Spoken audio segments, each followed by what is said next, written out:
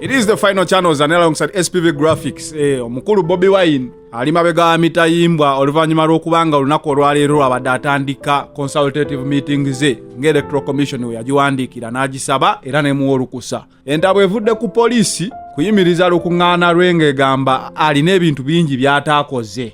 Kwegamba nti consultative meetings zirina kubeera mu kifo ekiri enclosed.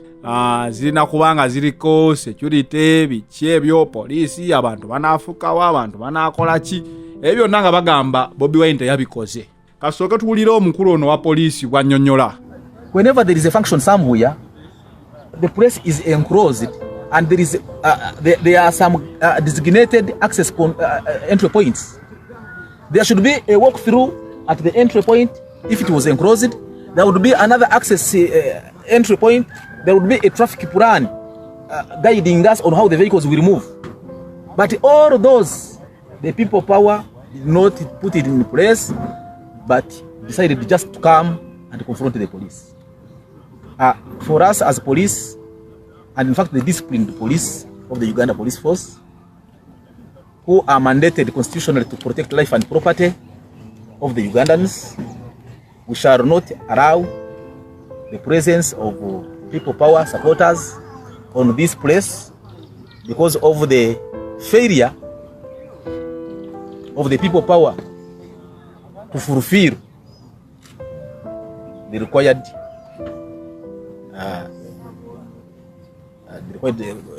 things as I have told you.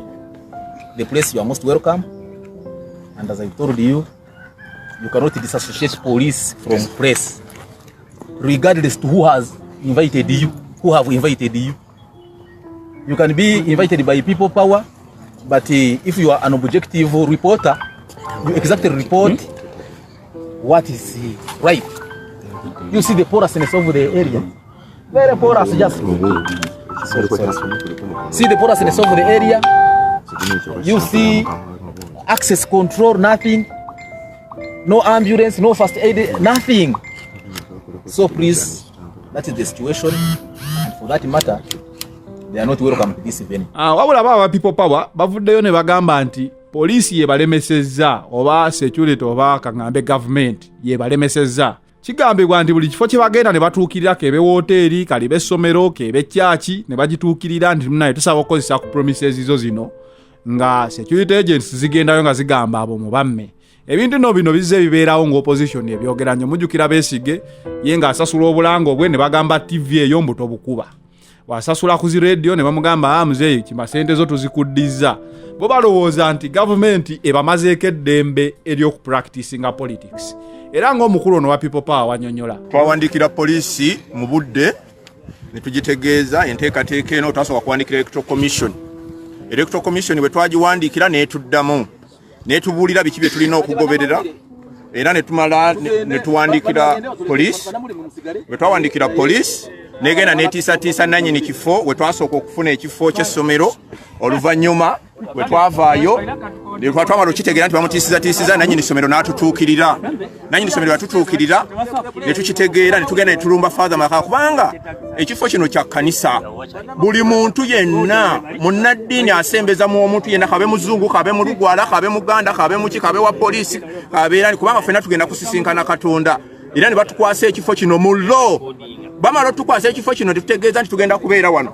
Emmotoka eya double cabin erina ebinamba binene eri ku UBE 233 nene ne wano weeringira byewo yiri enjeru eri nagisange wa Father Makanga ekiro nga batudde ne Father Makanga munda nga bamubuulira ebigambo nga bamubuuza lwaki we baakusabye ekifo tewasoose tukubira simu n'otugamba nti aba people power bali mu kunsaba kifo n'ebirala byonna byali bingi.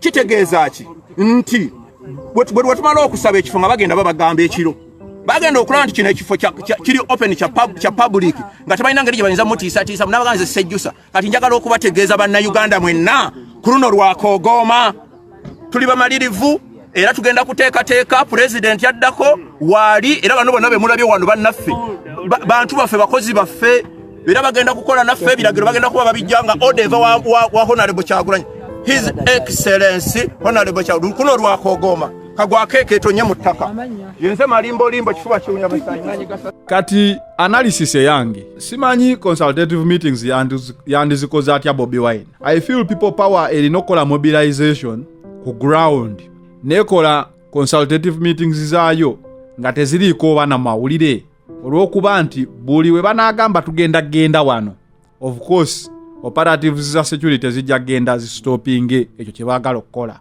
So I think they can go underground ne bakola ebintu byabwe mu mpola mu nkukutu ne bafuna emikono, because kano kayinza okubeera akakodyo akalemesa Bobi Wine ofuna emikono gy'okwesimbawo. Simanyi eyo move people power egirabye etya. Bajja kuba mugano okukola consultative meetings eno. Of course waliwo emikono isije gy'okusaba nga mugenda okwewandiisa ku nominations. Kiyinzika okubanga akakodyo kali nti Bobi Wine katumulemesa okukola buli kintu atuuke ku lunaku lulinga n'emikono tagirina, so bagambe tabadde nominated kubanga teyaweza mikono.